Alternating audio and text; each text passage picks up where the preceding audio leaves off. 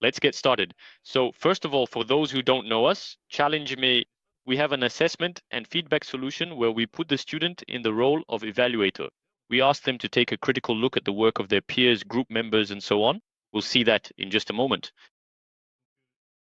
You probably know us for peer assessment, but now it's true that we can go even further. Also with teacher assessment if needed, which we also call co-assessment, and to be assessed by both students and teachers. We'll see that on the next slide. We are integrated with the main learning management systems on the market, such as Moodle, Blackboard, and Brightspace. This means there won't be any extra login or password required to access change.me. You simply add a change.me activity just like any other activity in your course. And we work with higher education, mainly, especially with business schools, engineering schools, and universities in France, Switzerland, Canada, and Belgium. I'll move right on to the use cases. So today we can address a number of use cases, among which you'll find what we call intra-group evaluation, meaning asking students to assess the members of their group after completing a collaborative assignment. You can evaluate deliverables, submit assignments, assess the work of others, and evaluate presentations. Allow students to evaluate ongoing presentations, do self-assessment, and also conduct peer assessment. This means being evaluated both by students and by teachers or other types of graders. We can also do feedback evaluation, allowing students to indicate whether the feedback they received was useful or not. And then we can also evaluate the teaching itself, providing qualitative feedback to instructors on the courses they've delivered as part of a continuous improvement approach. So we're going to look at each of these use cases one by one to see how they work, and then we'll move on to the platform. So regarding the evaluation of group members, the idea is that each student within a group can assess the other students based on behavioral criteria. This could include communication within the group, the quality of the work done, the ability to help others, and being aware of shared goals. There are already sets of criteria available on ChangeMe, but you can absolutely use your own criteria. If you already do this kind of activity, you can easily transfer your criteria directly into ChallengeMe. So the idea is to allow teachers to have visibility over the group dynamic by identifying those who have been driving forces and also those who may have been sidelined by the group, and to be able to, as a result, individualize the group work grade to allow for a fairer score that reflects each person's involvement. What's also interesting is that when you announce this type of activity ahead of time, it has a preventive effect. So students will naturally be more likely to get involved in group work than if it wasn't announced, since they know they'll be evaluated on their ability to contribute to the group work. And it also helps teach students how to work in a group. You can focus it on feedback, so either you generate a grade to really identify those who worked well and those who just went along for the ride, or you can also focus it on the feedback aspect, saying you're going to learn how to work in a group. The idea behind this activity is to help you understand how you can improve your group work skills. And at that point, you can just ask for feedback, meaning you don't ask students to evaluate each other. You simply ask them to give each other feedback based on different criteria, always guided by criteria to help students provide relevant feedback. Next, you can move on to evaluating deliverables. So here, you no longer ask students to evaluate the members of their own group. Instead, the idea is that students submit assignments and then evaluate the work of others. As you can see in the diagram here, a student submits their work, and then it is evaluated by two other students. Usually, what we observe is that each submitted assignment is evaluated by 3 or 4 students. You can also do this in groups, meaning a group can submit their work and be evaluated by other students. We'll see how to set that up in just a moment. But the idea here is to have a deliverable evaluated. So the goal is to make progress by discovering others' deliverables, to see what others have done, and to be able to compare it with our own work, what we did on the work we submitted. Also being able to focus our attention on the criteria defined by the instructor, and also being able to receive feedback from our peers in order to improve.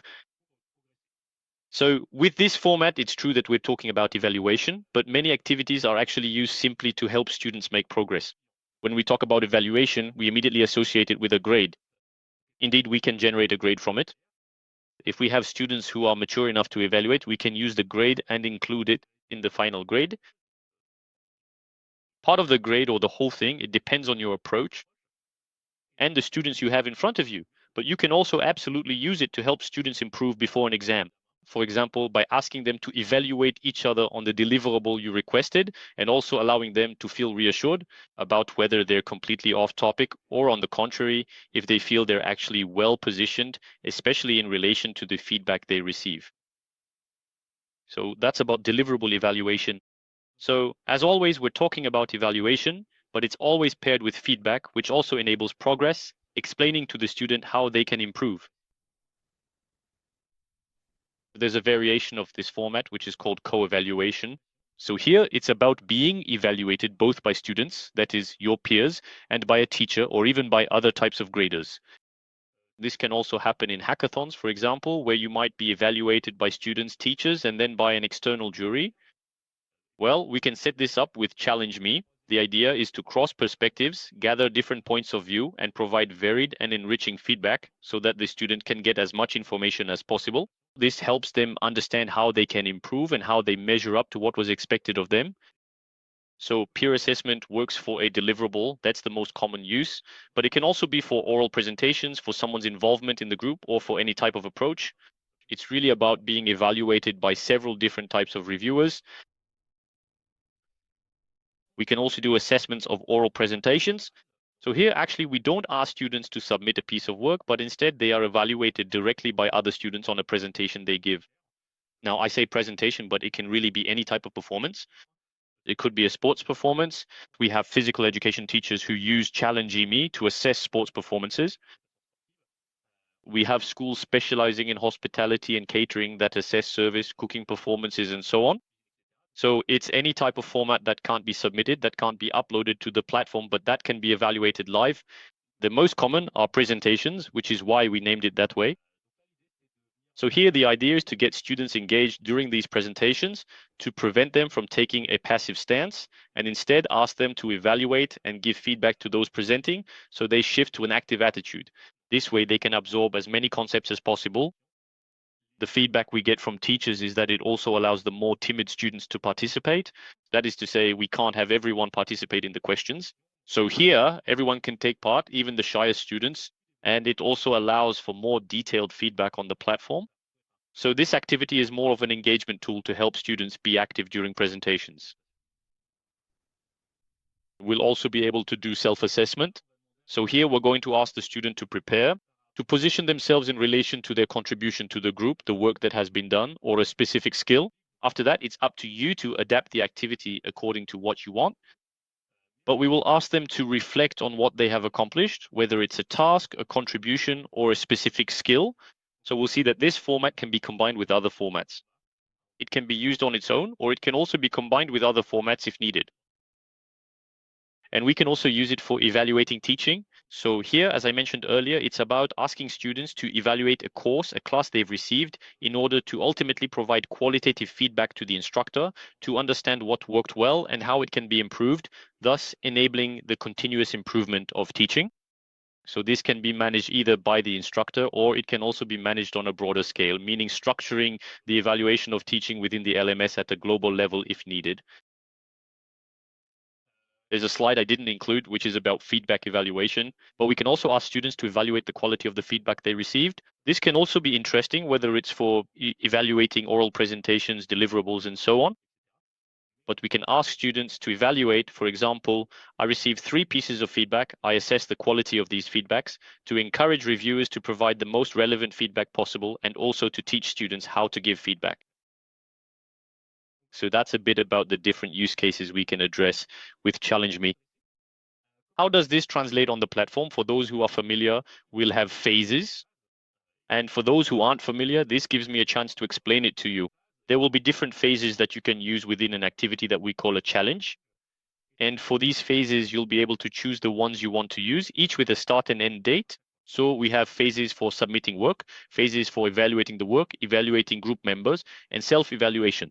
In fact, these phases more or less correspond to the use cases I just presented to you. And these phases, depending on the format you want to activate, will be pre-configured in templates.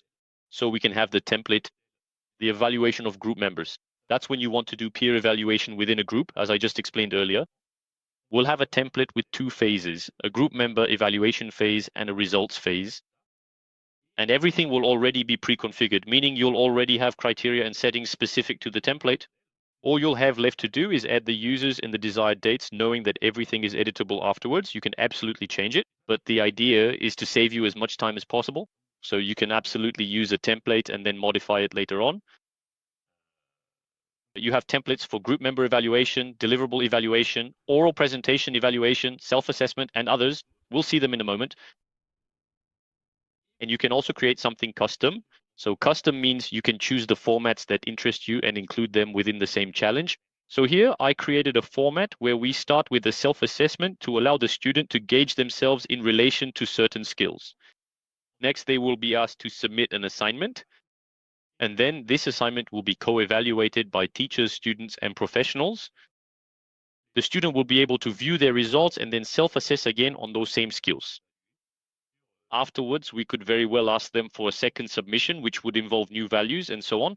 We can really create learning paths that are very long. So we're seeing more and more teachers taking ownership of the platform by creating complete learning paths. Or we can use it only for specific models, as I showed just before.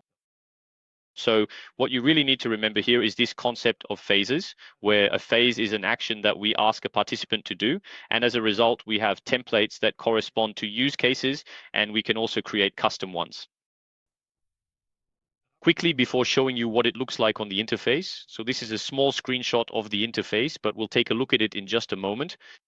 In fact, on the teacher's side, when you set them up, it's going to be very visual, meaning you'll see the phases that make up your challenge, such as submission of work, evaluation of work, and evaluation of group members. So here, students evaluate peers and their own group with results returned on a specific date. As you can see, this lets you view things like a Gantt chart to see how things unfold. Then regarding the results, you'll be able to quickly identify the students, the grades received, and the grades for each phase. If you have different phases, otherwise there will only be a single column. We'll see a bit later how to go into the details of the feedback. And then regarding participation, this is a screenshot of a student who has to evaluate 2 presentations, 2 submitted assignments. So here we are in the context of deliverable evaluation. On the right, he has the different phases in which he must participate or will participate. And then, as you can see on the left, he has 2 presentations to evaluate here. So he clicks on a presentation and can evaluate it based on predefined criteria, allowing him to participate. Now that I've said that, I'm going to switch to ChallengeMe to show you concretely exactly how to set up an activity.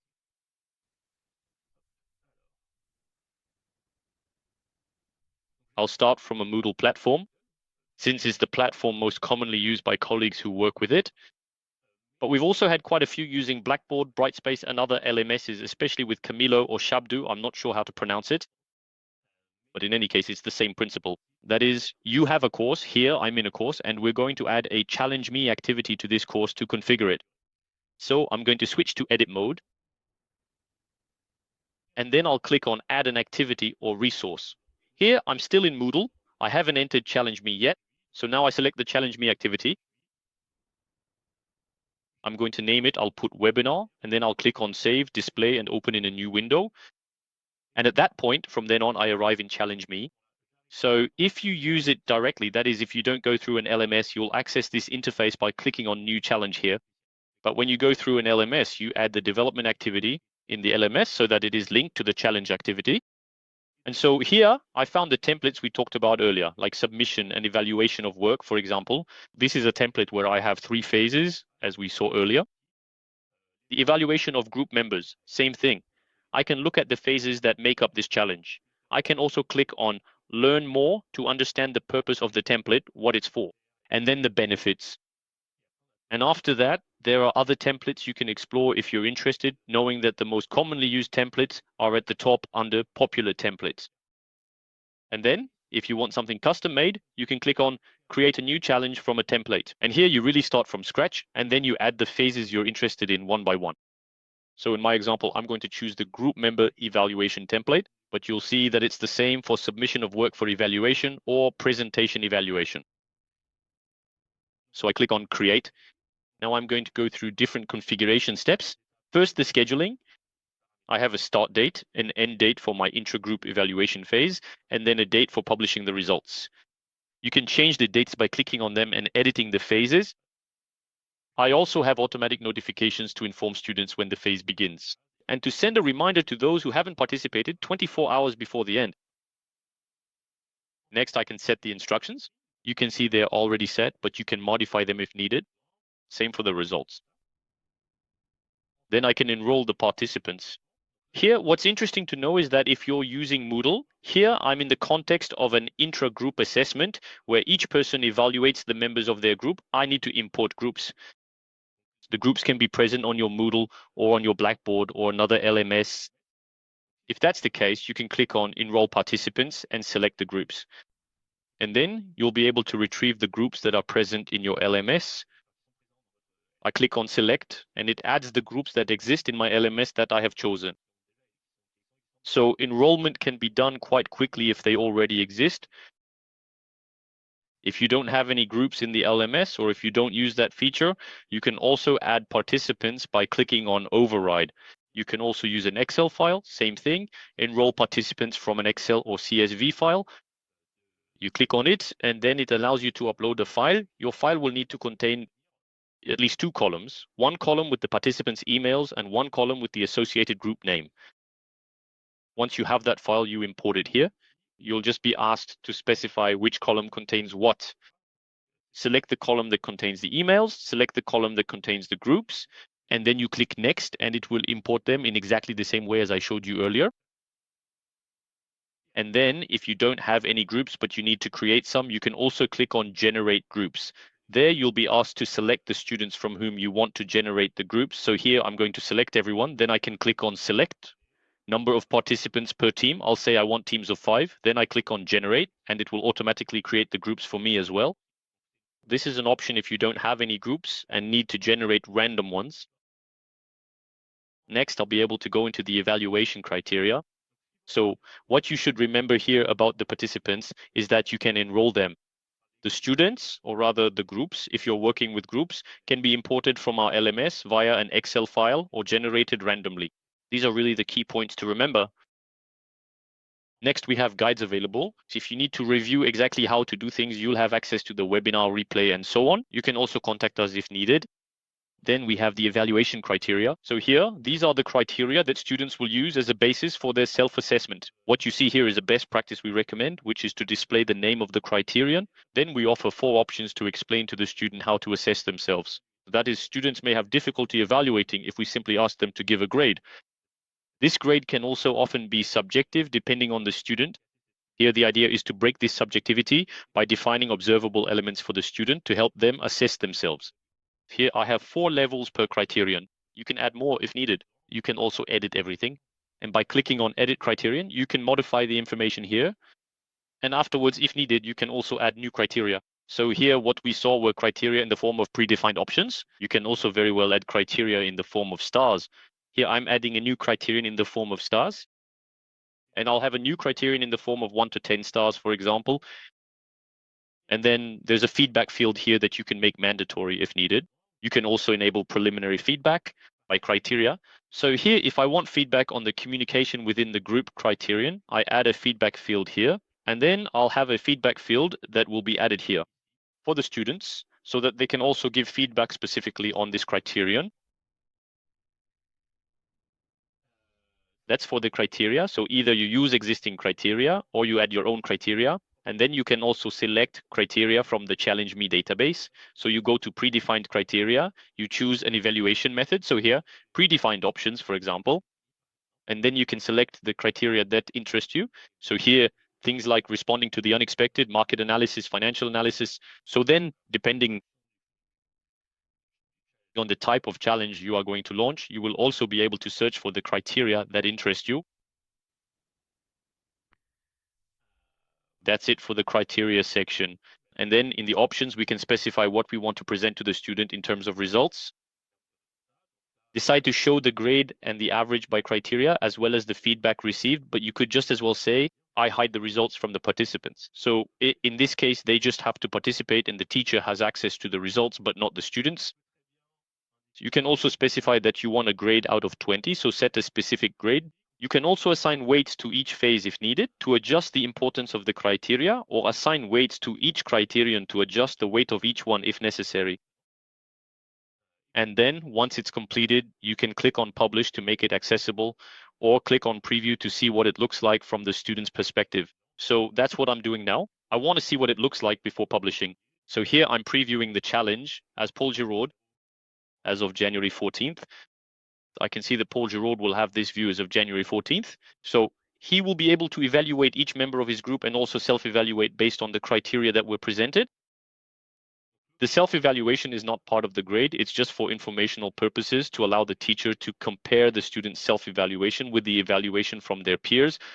Then the student selects the desired student and will be able to give their evaluation based on the criteria that were set. And then you click on publish to validate the challenge format right here and make it accessible to the students. After that, all they have to do is click on the challenge activity posted in the LMS to be able to use it. So that's when we've set it up. And then when we want to see how it turns out to track the activity, when the students start completing it, we go to activity tracking. And there we have the list of students, the associated groups, and whether or not they've validated the 3 required assessments. So here, selecting the desired phase allows you to see participation. We have filters to see those who haven't evaluated and so on. You can also search, of course, and then we have the results interface. So here you click on results, and that allows you to see the grade by group and also the grade by student. So that's how you'll typically be able to identify. In this use case, those who received a low grade are usually the ones who are less involved than others in group work. On the other hand, those who received good grades, there were no issues. So it's in this interface that you'll be able to see all of that, knowing that afterwards you can click on a grade, see the feedback that was exchanged, etc. Right now, I don't have any data because I just created it, but on a challenge with data, that's what you'll see. Just to show you that, in fact, it's exactly the same principle if you create another type of challenge. So here I'm going to do another format, which is the evaluation of assignments, for example. So I'm going to add an activity or a resource. So as always, I'm going to use challenge.me here. Here, I'm going to call it something else, evaluation of assignments. So here, if we want to have deliverables evaluated, evaluation of the various assignments submitted by peers, I will then click on the Save button and the display option. Open in a new window. And so here, instead of selecting the group member evaluation model, I can click on Submission and Evaluation of Assignments. So here we ask the student to submit an assignment and to evaluate the work of others. So in the planning, you can see it's the same principle. I have phases. So knowing that afterwards I can modify these phases if needed, I can add another phase. If I want to add a group member evaluation phase in the format we saw earlier, I can easily add one from the template. And that will allow me to have a format where I have both assignment evaluation and group member evaluation. That's absolutely possible if needed. I'm not going to do it now, but it was just to show you that it's possible. So I have 3 phases: submission, evaluation, results. Next, I have the instructions as usual. The participants, it's exactly the same principle, except that here we have 2 phases, so we can potentially enroll different students in each phase. If it's peer evaluation, it will be the same people in both the submission and evaluation phases. Here I can say I want a group submission, for example. So here I'll say I want to register as a team, select groups. Actually, I'll do individual registration since I already showed you the group option earlier. So now I'll click on select individual participants and I will register the students individually. So here, each registered student will be able to submit their own work. If it were group registration, each group would have to submit 1 assignment. And then here, I can say that I want to use the participants from the submission phase. This will retrieve them for me, the same participants as in the submission phase. So the 16 students who submit will also have to evaluate the criteria as we saw earlier. The options, so here we can have options for the submission phase to define the expected format, whether it's video, PDF, or if all types of formats are allowed. In the evaluation, anonymity can be lifted if needed, because it's true that I didn't specify that, but everything is anonymous. Students do not see whom they are evaluating and cannot see who is evaluating them in the context of assignment evaluation. And then the results, that's what we saw earlier. And then in the assignment, the only point that will differ is in the assignment of evaluators. Here, this was a tab that you didn't have earlier, because in group work evaluation, we don't need it. It's already done. Each student evaluates the members of their group. Here you will have to specify the number of assignments evaluated by each student. So here you set it to 3, and then the system will dynamically assign, at the moment the student logs in, the assignments they need to evaluate, making sure that their own work is never presented to them. Whether the work is done individually or in a group, the student will not be able to evaluate their own work. And there's another tab that I didn't show you earlier, which is the AI Assistance tab. So it's presented as options, but you can absolutely request a trial from us if your school's contract doesn't include it and you would like to test it. In fact, this option allows you to activate AI agents. So we have a dedicated webinar on this topic at the end of January. So don't hesitate to sign up if you're interested. But here, the idea is to make it possible to provide students, for example, with an AI agent during the evaluation phase, in my example here, which will help the student make their feedback more useful and relevant. Here, I select the AI agent. And this will allow the student during the evaluation phase to call on an AI agent that will tell them how to improve the feedback they've written. This is a use case that's quite commonly used. You can find another frequently used use case regarding AI agents, specifically an AI synthesis agent. Here you can select synthesis of evaluations and received feedback. This will allow the student, when they reach the results phase, if they've received about 10 evaluations with associated feedback, to get a summary highlighting strengths and areas for improvement regarding the work they've done. Keep in mind that if you have a challenge that includes both a phase for evaluating the work and a phase for evaluating group members, for example, the AI agent here will provide a synthesis not only on the quality of the work done, but also on the student's contribution to the group work. So this is really an agent that is quite widely used, since the synthesis makes it easy to present a large amount of information to the student. And the teacher can also use it to get an overview of the student's main points. And then, as before, you click on Publish or on Preview to see what it looks like. So here, since I'm in a challenge with a work submission, I have 3 phases: submission, evaluation, and result. And as a student, I can have my submission phase with the text, either as plain text or as attachments. I can add my work, and then I evaluate the work of others and access my results, just like we saw earlier. Maybe just a quick look at the results phase, since we haven't seen it yet. But basically, the student will be able to see the grade they received. Now, I haven't set any criteria here, but when there are criteria, you can see the average for each criterion with a graph, and then the details of the feedback received, all anonymously. And afterwards, the teacher can always access the results, so they can see participation during the submission phase and the evaluation phase. And then access the results, still by clicking on Results in the activity tracking. Afterwards, you can export these results in Excel format, and you can also republish the results in the LMS gradebook. If you need to re-import them into the LMS, it's just a single click. There you go. I managed not to go over half an hour. I tried to show you as much as possible in as little time as possible. The idea was mainly not to go, we didn't cover all the use cases from a technical perspective on the platform. The idea was just for you to understand, above all, the principle with the phases, the templates, and the use cases that can be associated with ChallengeMe. Now, if you have any questions, I invite you to ask them. I see that Mireille Fouillot has a question.